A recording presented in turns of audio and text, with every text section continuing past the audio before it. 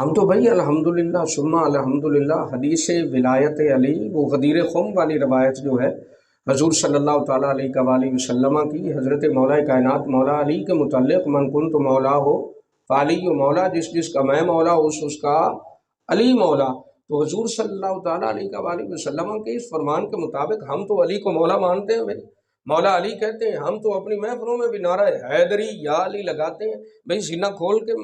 جو ہے یہ نعرہ لگاتے ہیں، سر اٹھا کے لگاتے ہیں، اور الحمدللہ ہم کہتے ہیں شکر الحمدللہ ہم علی کو مولا مانتے ہیں۔ اور سرکار دو عالم صلی اللہ علیہ وسلم کا یہ فرمان مقدسہ جو ہے من کنت مولا ہو فعلی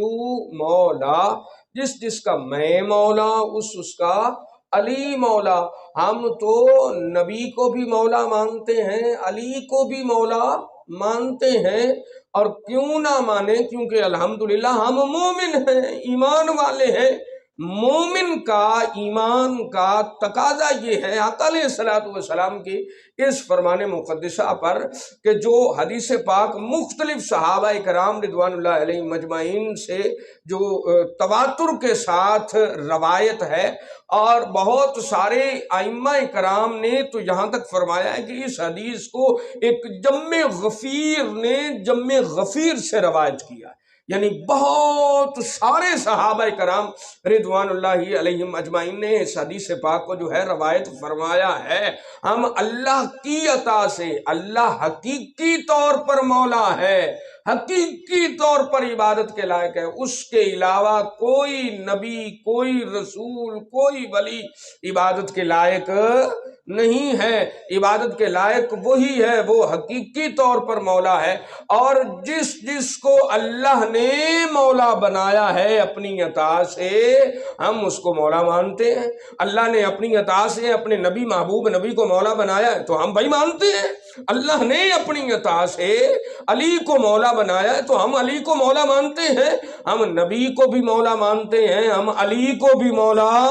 مانتے ہیں، اور یہ مومنین کا شیوا ہے، مومنین کا ترہ امتیاز ہے، مومنین کے متعلق ہے۔ جس دن غدیر خم والی روایت یہ جو بیان فرمائی نا آقا علیہ السلام نے، اور آقا علیہ السلام نے غدیر خم پر حضرت مولا کائنات مولا علی کا ہاتھ اس طرح بلند کر کے فرمایا من کنت مولا فعلی مولا، جس جس کا میں مولا ہوں اس کا علی مولا۔ یہ نبی اعلان فرمانے والے ہیں، نبی کو نہیں پتا میں کیا کہہ رہا ہوں، ہاں جی، مولا والی بات بیان فرما رہے ہیں، نبی کو نہیں پتا میں مولا بول رہا ہوں علی پہ۔ کیا جو صحابہ کرام رضوان اللہ علیہ مجمعین بیٹھے تھے ان کو علم نہیں تھا؟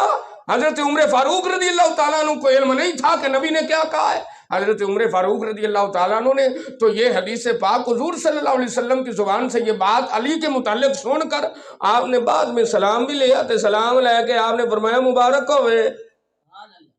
مبارک ہوئے علی، مبارک ہوئے، تسی آج تو مومنین و مومنات دے مولا ہو، تو آج تو بعد عمر دے بھی مولا ہو، عمر دے بھی مولا ہو۔ جس علی کو صحابہ نے مولا مانا ہے، نبی کریم صلی اللہ علیہ وسلم کے فرامین مقدسہ سے سن کر اس علی کو ہم آقا علیہ السلام کے نسبت اور تعلق کی وجہ سے اور مصطفیٰ کے فرامین مقدسہ پر عمل پیرا ہوتے ہوئے، آقا کے فرمان پر عمل کرتے ہوئے اس علی کو ہم بھی مولا مانتے ہیں، اور دل و جان سے مانتے ہیں، اور انشاءاللہ دل و جان سے مانتے رہیں گے۔ علی مولا، علی مولا، علی مولا ہم انشاءاللہ کہتے رہیں گے۔